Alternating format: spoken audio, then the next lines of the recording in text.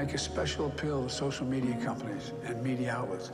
Please deal with the misinformation and disinformation that's on your shows. It has to stop.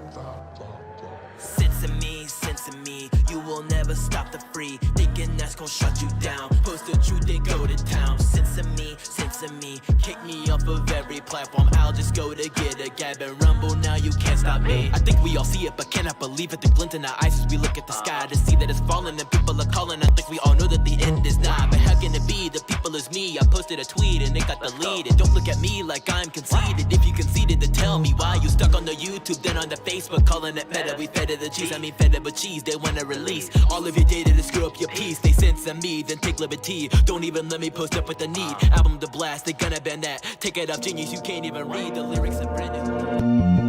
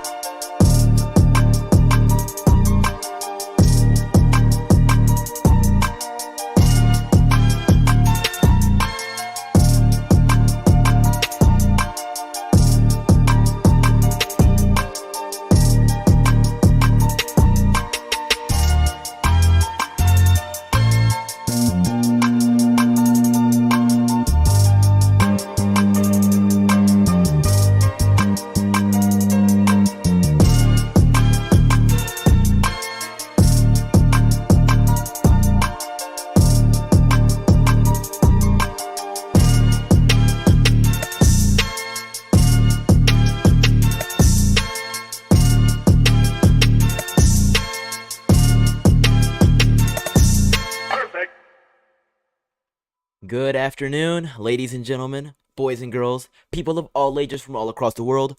You are now tuned into the Chandler Brief, where the dress code is, of course, business casual. We have a multitude of subjects we're going to be jumping into today, but the very first thing I want to say is, hey, how are you guys doing? Welcome back to the Chandler Brief, which is our show every weekday at 3, that is Monday, Tuesday, Wednesday, Thursday, and Friday at 3 Eastern Standard Time, of which we get together each day at 3 and break down the news of what is going on each day at 3. All right, we're done saying the word, or the number 3 for now, because we've got plenty to be talking about. Want to give a huge shout out to our current Hall of Heroes, which is Saint June and Davini. I see Saint June in the chat today, also letting me know that June over on Rumble is indeed him. Shout out to them, and then shout out to my people that tune in over on Getter. We're just gonna kick it off and get started with the show today. Shout out to Moon Shadow, all my regulars we've got pulling up.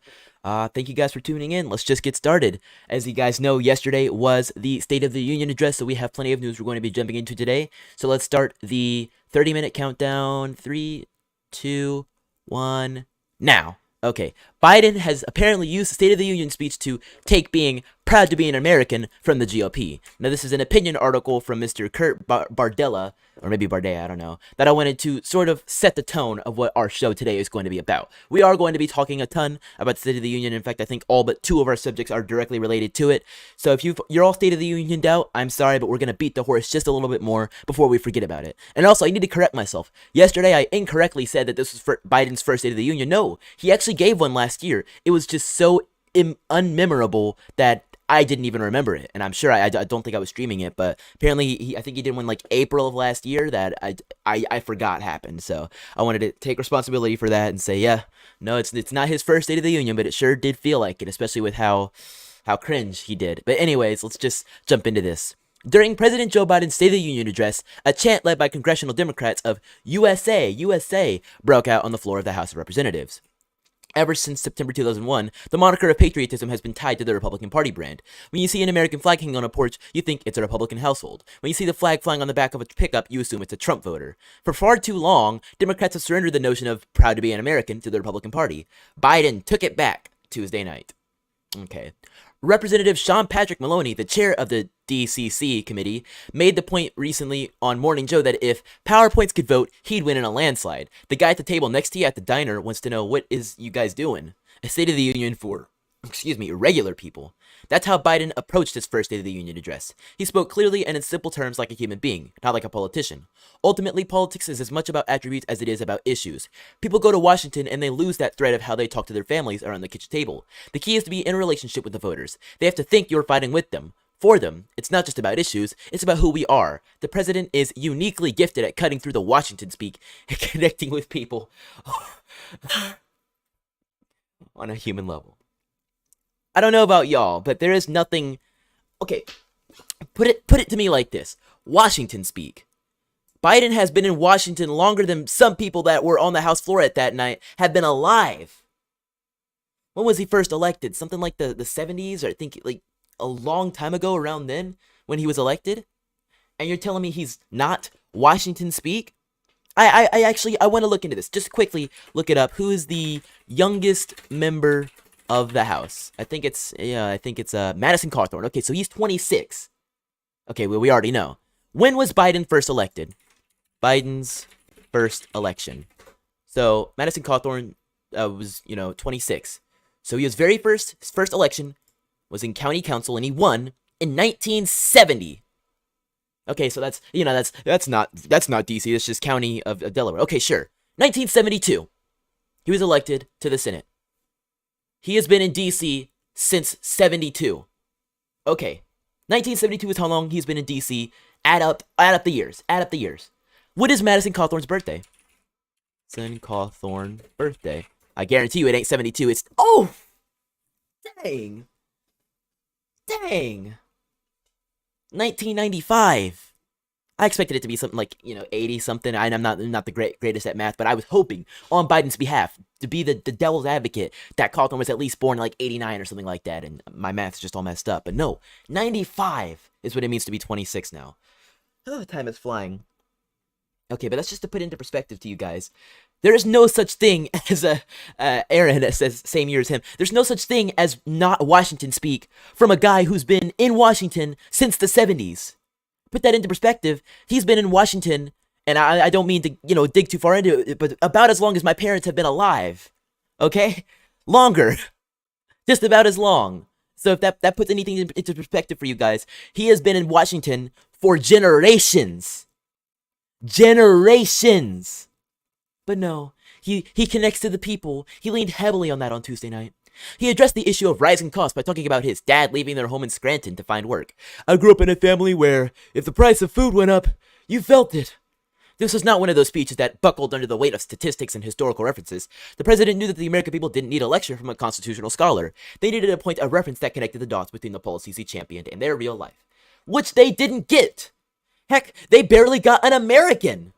Because the very first, 10, 15, 20 minutes of the speech were talking about the Ukrainian people. Oh, wait, no, I'm sorry, Joe. He was talking about the Iranian people. Putin may circle Kyiv with tanks, but he'll never gain the hearts and souls of the Iranian people. Joe. Rub my leg down. No, Joe. You're getting it all wrong. No, Joe. No, you're not in Iowa. You're in Delaware, Joe. No, it's not the Ukrainians being bombed right now. It's not the Iranians. It's the Ukrainians, Joe.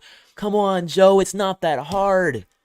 But no, he will never win the hearts. In the hearts and souls of the Iranian people. Oh, man. Oh, it's sad. I was watching the State of the Union live last night. I don't know if everybody was there, but we were watching the Joe Tato. That's a good one. We were watching the State of the Union live last night on the stream. Shout out to my people who were there. If you want to go back and watch it, it's still available on my channel to see my live reaction to what Biden was saying. In fact, I might even cut it up to be a separate thing. But I didn't even pick up on that, and I was zoned out. I was live tweeting it as well, so I was doing a lot of things. But he actually said the hearts and souls of the Iranian people. Now, RNC Research put this out, and I just want to read some of the tweets, so, Yosemite. It's a mispronunciation, not a complete misidentification, so whatever. Ever read from a teleprompter? A lot harder than you think. Give him a break. He's carrying the weight of the world right now. I've read from a teleprompter, and I've made a few slip-ups, like perhaps mispronouncing something like this guy tried to say, Trump mispronounced Yosemite. But it's a little bit harder to swap entire nations. Now, I'll give him a little bit of a benefit. The last three letters... or not, last four letters, Ukrainian, Iranian, it's about it. But Ukra and Ira, a little different. Ukrainian people, Iranian people, especially considering what the Biden family has in connection with Ukraine, you would think those words would just slip right off of his tongue. The Ukrainian people. Pretty easy if you ask me. But that's just what it is. That's just what it is. Coming from Biden. Before we continue with covering the State of the Union last night and breaking down some more of it, I do want to remind you that this show is, of course, sponsored by MyPillow. So if you want to get your hands on one of these amazingly comfortable pillows and find a way to sleep at night with this guy leading your country, then go to mypillow.com and use code CRUMP, that is code CRUMP, for your very own discount on pillows for as low as $20, or Giza Dream Sheets for as low as, what is it, like $40? Something very low like that. Amazing deals available on mypillow.com using code CRUMP. I also want to remind you that this show is, of course, also sponsored and supported by viewers like you. So if you're interested in joining our Hall of Heroes, or you just want to support the stream, then go to donorbox.org/support-Chandler and consider a one-time or even a monthly donation to support the show. Big shout out to Saint June and Davini, who are our current donors. We also, of course, support and accept Cash App donations. So if you want to go to your Cash App, just use code ChandlerCR, capital C, capital CR, to support our channel right there. But unfortunately, Biden did not stop with his interesting statements. Now, I don't need to play for you guys this entire thing, but I do want to show you guys at least a little thing. Another thing from RSC Research. Now, last night, Biden went on quite an interesting tangent that if you had told me a year ago he would say, I would actually, in all honesty, say, no, Cheetah probably wouldn't change his stripes. He will not go back on this. But no, Biden actually came out at the State of the Union last night and said, in order to improve policing, we need to not defund the police. We need to Rub my leg down. No. The thing I'm trying to say is... And you ain't black. No, that's not it. Jill, help me out. Oh, okay, yes, she's telling me in the earpiece. Okay, we need to fund the police instead of defunding the police. We need to fund the police so that they too can... Rub my leg down. Okay, but in all seriousness, Biden actually did say last night that instead of defunding the police, they need to fund the police. Which is quite comical coming from the president so proudly aligning himself with the party that says things like this. So we've been talking about defunding the police. There's some issues that we ask police to do, like mental health issues or policing in schools and all the rest, that perhaps we can shuffle some of that money around. Suck it up. Defunding the police has to happen. We need to defund the police. So when we talk about in front of the same building. In front of the same building, too. Look at that. Cory Bush. In front of the Capitol. Isn't that funny? We need to defund the police. Mayor Eric Garcetti saying, take some of the money from policing, about $150 million. I applaud Eric Garcetti for doing what he's done. Not only do we need to disinvest in police, but we need to completely dismantle the Minneapolis Police Department. How well did that go, Ilhan? How well? Because something came out last year. Actually, I think it was even in like late 2020. They defunded and then dismantled the police department, and crime, what was it? Did it double or did it triple? I know it went up a astronomical amount, so much so that they have recently introduced a resolution, and I believe passed it, to refund the police and actually raise the funding that they had prior to the defunding of the police. Didn't turn out so well, did it? So yes, defund your butts. Defund you. Yes, I support the reallocation of resources from NYPD. We will be moving funding from the NYPD to youth initiatives and social services. I don't need to play too much more of this. It's just clips of random Democrats here and there just saying, yeah, defund the police. Eric Garcetti, Corey Johnson, Beto, Jamal Bowman, lots of different people, Ilhan again. All sorts of folks talking about how we need to defund the police. Of course, Biden came out last night and said, no, we need to fund the police. And people clapped. Democrats clapped. In fact, I want to see, let's just what happens when you look up Biden fund the police and just see what it is right now. See how many people support it. So USA Today says Biden's fund the police comment draws backlash from some BLM activists, but support from others. Let's see this. President Biden earned some bipartisan, get this out of the way, please. Earned some bipartisan applause for declaring fund the police during the State of the Union. Let's not abandon our streets or choose between safety and equal justice. We should all agree the answer is not to defund the police. The answer is to rub my leg. No, fund the police. Fund them with resources and training they need to protect our communities. Because Biden gets to just turn his back. Biden also noted that the American Rescue Plan provided $350 billion for local governments to hire more police and invest in proven strategies like community violence interruption. His statement comes after Speaker Pelosi said the slogan has no place and is not the Democrats' position. Very interesting. Byron Donalds called Biden desperate and accused him of using Trump's old lines. Val Demings and Josh Gothamer tweeted in support of Biden's comments, but Cori Bush called out Biden for failing to mention Black Lives Matter in his speech. All our country has done is given more funding to police. The result? 2021 set a record for fatal police shootings. Defund the police. Invest in our communities, Bush tweeted. I'm sorry, to make these streams just a little bit more fun and bearable to read, especially when I'm quoting them, I'm just going to start doing my own impressions of what I think their accents sound like. Let me know if my Cori Bush was pretty good. Fund the police is not the answer. They are already well funded and not accountable to anyone, and their presence hasn't led to community safety. Apparently. I don't know. What do you guys think of this? You think Democrats are suddenly changing their stripes like Biden appears to be doing? It doesn't seem like Kamala Harris had much to say when she was sitting behind him just... Yeah, look at the images of Kamala Harris last night. It's truly funny. I might find one in a minute, because it's just like... I don't know why, but she was like sitting like this, and then the image of Nancy Pelosi going like... It's so weird. I don't understand it. I don't understand it. Speaking of things I don't understand, truly, this next one I don't truly understand.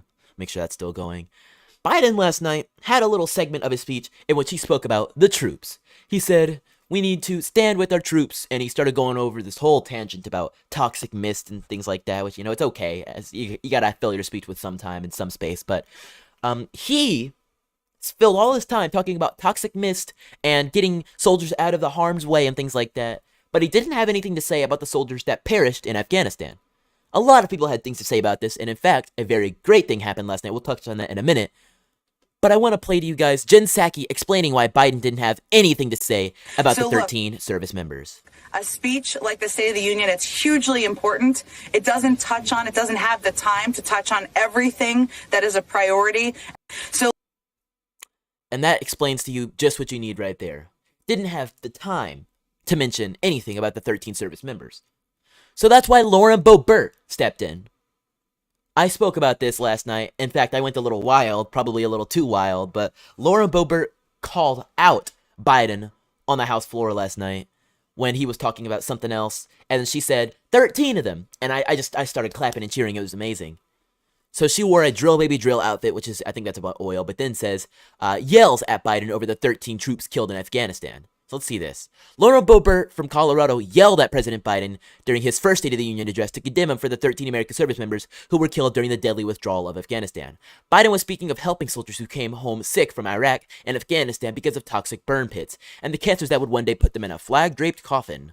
Boebert yelled at Biden from the audience, "You put them in! 13 of them!" in reference to the 13 flag-draped coffins that came home from Afghanistan after the deadly U.S. withdrawal. The outburst drew some boos from the audience. At another point, Boebert and Marjorie Taylor Greene started chanting "Build the Wall" when Biden was talking about immigration. Gosh, that was really good. I was laughing. Greene delivered her own State of the Union response where she blasted Biden for a wide open border with Mexico. She said an uncompleted border wall and lax immigration policies have made the United States less safe and more people at risk for fentanyl poisoning. Biden is a great business partner to the Mexican cartels. Boebert, a Firebrand freshman member, also wanted to send a message to Biden to boost domestic oil production and stop funding Putin's war by buying Russian oil. Boebert wore a drill baby drill outfit to Tuesday night's address as Republicans pressure Biden to roll back restrictions on domestic energy production and restart the Keystone XL pipeline. But no, it's the supply chain. That's why the gas prices are high. Russia keeps raising their price on us. We have to buy their oil. We don't have any other options. We have to keep invading countries. It's what we have to do. Ramping domestic energy production will tame inflation, boost our economy, and secure the safety and security of the United States and our allies, Boebert told Fox News Digital. It's not the first time Boebert has made a fashion statement. She donned a Let's Go Brandon dress to meet former President Trump at Mar-a-Lago. The jeers drew backlash from some fellow members of Congress. Boorish, rude, and disgraceful. There's a First Amendment, but there's also decorum and respect for the Commander-in-Chief and President of the United States, Sheila Jackson said from the Texas. And here's an image of them chanting "Build the Wall," which is just beautiful. I wish Byron Donalds jumped in, but he probably Probably has a reason not to. I don't know. He might be in a little bit harder of a district to win than these two amazing ladies, of which I both ran into in CPAC, which was great. Oh, interesting. Yep. Senator Mike Braun also criticized the interruptions. I think that whenever you do that, regardless of who's doing it, directed at which president, which party, probably not the right thing to do. It's probably not the right thing to do, but that's politics. Ain't nothing right about politics. I'll keep it a buck with you, man. Senator Mike Braun. Now, if I were a senator or a House of Representatives member, I don't know.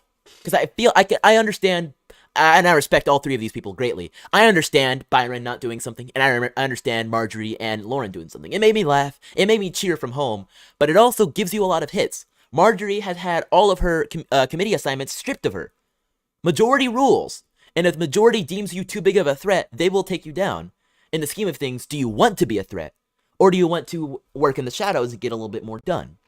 I don't know. These are all questions that, you have to ask yourself, and as a voter, or ask yourself as somebody who gets voted in. And I can see both sides of it.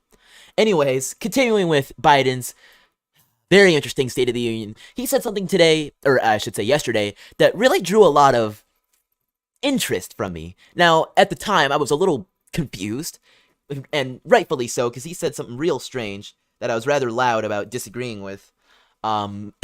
So let me just plug into this. Biden tells transgender Americans, I will always have your back, so you can be yourself and reach your God-given potential.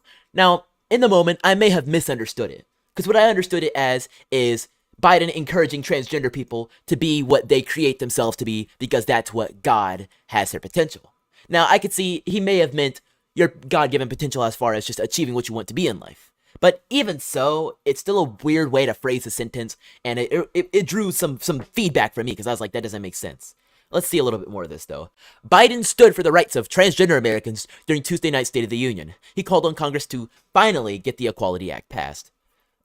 Oh, here we go. The onslaught of state laws targeting transgender Americans and their families is wrong. As I said last year, especially to our younger transgender Americans, I will always have your back as your president, so you can be yourself and reach your God-given potential. Interesting. Transgender Americans continue to be targeted by red state governors and lawmakers. Most recently, Greg Abbott ordered state child welfare officials to launch investigations into families where a child is receiving gender-affirming care. Lawmakers in Alabama are doing similar. Abbott was being challenged to the right in the state's GOP primary to hold onto his job, a race he won Tuesday night. Earlier this month, Republican Governor of South Dakota, Kristi Noem, signed a bill that would ban trans youth from participating in school sports with students of their same gender identity. Iowa Governor Kim Reynolds in Florida, and even at CPAC last weekend, a number of Republican politicians brought up the issue of trans women playing in women's sports. Former President Donald Trump said, liberals teach 4-year-olds to pick their own genders, and they say it's absolutely fine for boys to participate in women's sports, he said, to boos from the crowd, which is true. The Equality Act, which federalizes protections of LGBT individuals, adding them to the Civil Rights Act, passed the House of Representatives last February, but the bill hasn't budged from the Senate Judiciary Committee. It's unlikely to pass the 50-50 Senate without filibuster reform. Biden's move was applauded by the LGBT group, the HRC. Oh, geez. So they're really trying to add the gays to the Civil Rights Act. That's interesting. All right, LGBTQ individuals. I don't know what they want out of it, because I'm worried. And I haven't done too much looking into the Equality Act, because I've been covering many other things. But I'm worried that this is just going to affirm them to do more and more in society. Like, for instance, say, if I am a girl, I'm going to walk into the girl's bathroom and pee next to your daughter. Even if I have all the accoutrement of a male. Even if I still look like one, and in my mind, I know I'm still one, I could just call myself something like that. It's a lot of stuff like that, and I obviously won't dig too far into it, because YouTube is as much in support of this as they literally can be, so I won't dig too far into it. I may do some segments later on, exclusively on my Rumble channel about that. Speaking of that, if you aren't subscribed to my Rumble, I do want to encourage you to join us. It is, of course, our YouTube channel alternative. As you guys know, I had to archive our old YouTube channel, because YouTube absolutely killed it, and eventually the same thing is going to happen here, so if you're interested and no longer missing out on our content, then click the link in the chat here or visit our description, and you should see the link to our Rumble channel where you can subscribe and view all of our streams with absolutely zero censorship. Let's continue on, because we're running a little low on time. Speaking a bit more about what's happening in Florida, and I think finally at least slightly shifting away from the State of the Union, although there's a bit more connection, I want to play this just amazing clip from Ron DeSantis that's really supposed to raise your spirits, truly. Governor Ron DeSantis spoke at the University of South Florida today and berated students for wearing masks. Watch this. You do not have to wear those masks. I mean, please take them off. Honestly, it's not doing anything, and we got to stop with this COVID theater. So if you want to wear it, fine, but this is ridiculous. Billions. Victory. That is victory right there. That's how you do it. One of the best governors in America. Potentially the best. Georgia's governor, trash. Texas's governor, mid. Florida governor, the best. Truly the best. You know, it's like the Italian thing that just hits that sweet spot. I don't think I've ever seen another governor actually walk up to people behind him and say, you can take your masks off. Because they're too scared to. But look what the students do. They take their masks off. They take their masks off. And you can hear Ron, he's like, this is ridiculous. Listen to him. He's shaking his head. All right, well, it's good to be at USF. He's probably just as fed up with it as we are, honestly. He says what nobody else is willing to say. He says it. I don't even think I've seen Trump go up to somebody and say, oh, take the masks off, take the masks off. I hope he gets there one day. I do hope he does. Yeah, and Steve, you're right, and smiling. Steve Harlow in the chat, one of our previous Hall of Heroes members, touches on the fact, they're smiling too. They're happy. Now, I don't know if they're smiling whether like, oh no, it's awkward or like a smiling like it's a laugh, but in the scheme of things, does it matter? Because what matters is you see the smile. Now, we could dig in. What does the smile mean? Is the smile white supremacy or something like that? Dig into it, but it's true. We need to stop with this COVID theater. We need to bring the smiles back, and we need to stop handicapping our children and handicapping our society. Imagine all the little children that have literally never known a world without masks. We've had this for so long that there are children that they don't have memories of before masks, so it's all they know. Imagine the deaf children who have to rely on reading the lips of their parents and reading the lips of their fellow classmates and peers to be able to know what the heck they're saying. And they're young, so that, they simply don't have that ability. Some of them didn't even get to learn the skill, because a lot that comes from reading lips and being able to interact well while living the deaf life is being in society and reading lips. Can you imagine? This is like a very niche topic. Can you imagine the probably, it's not a massive number, but the thousands, maybe tens of thousands of deaf people in America right now that, they were born like within the last couple of years, like 2018, 2019, and they were raised 2020, 2021, 2022. They're like 5 or 4 years old right now. And if they were living in any other world and not clown world, they would have learned how to read lips, and they'd be just a little bit more well off in society, because that's the time you learn to read lips. That's when your brain is most actively developing, especially for language. That's a great time to be learning language, reading lips, things like that. It's a little bit more difficult, shall I say impossible, when all of the world is wearing masks. Even the people on TV. What are you supposed to do? That's just another unforeseen circumstance of this scamdemic that I don't believe anybody else has taken into account. Heck, I don't even believe Trump really took it into account, considering how quick he was willing to bow down to the mask mob. I don't know. It's just another thing I wanted to put up forth. Who's that? Moon Shadow says that's so sad for them. Yeah, it is. It really is sad for them.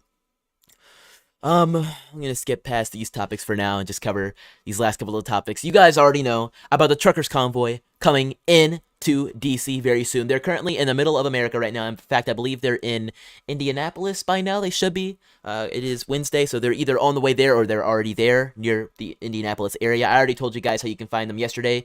But now I do want to touch on the fact that in DC, they're putting up barricades to be prepared for when the truckers arrive. Obviously, they're a little worried. Check this out.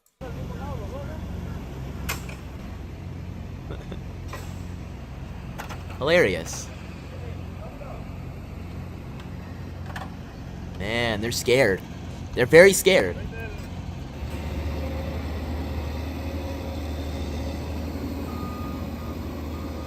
Oh, wow. Concrete, too. All of it. So they're in preparation for the truckers to arrive. So we have some people on the ground who are actually interviewing truckers. I'm going to turn this on for a minute. Show you guys that there are truckers driving through.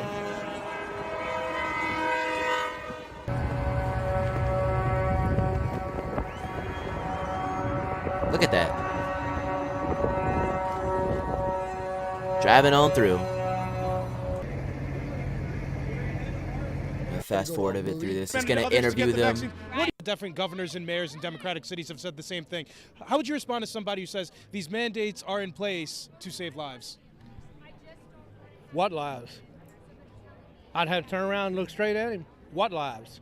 Wow. Well, Dr. Fauci would say, you know, the COVID would... Yeah, what lives? Because if you're living in this, you don't have a life. Those deaf children, they don't really have lives. Those children who have never known anything without masks, you aren't living.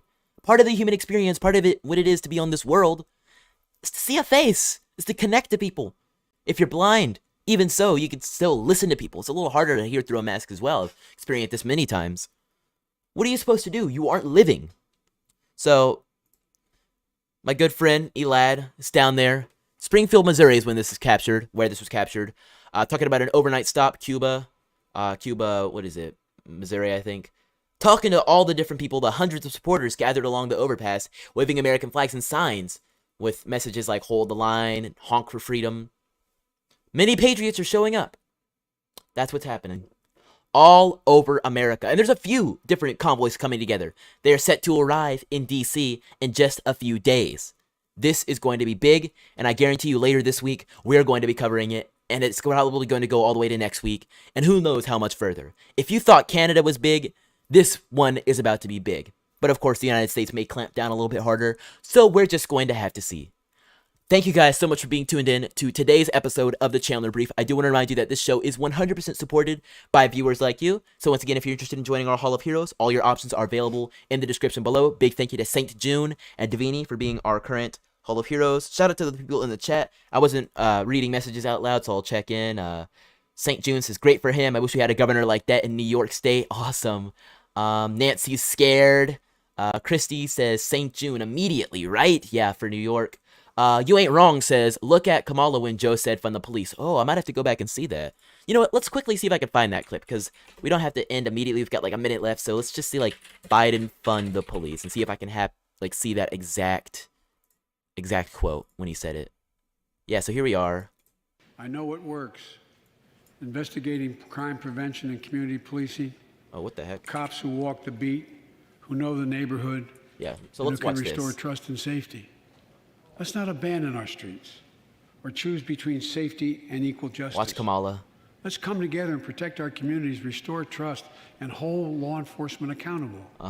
That's why the Justice Department has required body cameras and rescue plans that cities, states, and counties can use to hire more police, invest in more proven strategies. I want to see this. I do want to see this. Proven strategies like breaking the cycle of violence and trauma. When does he say it? It's to fund the police. Fund them. Fund them. Fund them.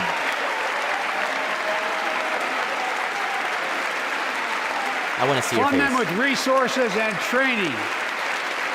Resources and training they need to protect our community. It's like a suspicious slow clap. So like she's just got the look on her face.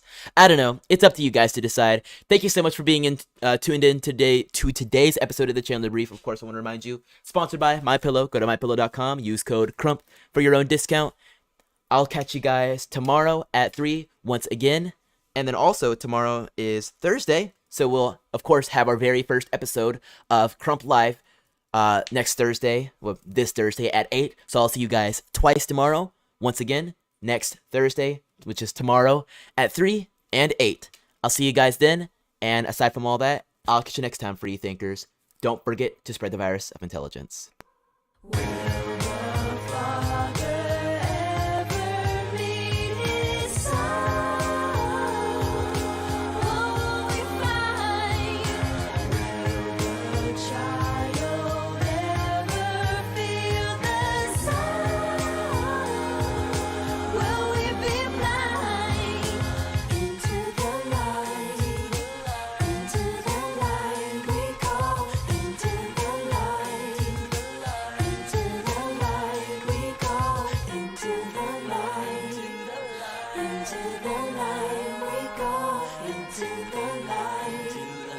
Into the light we go.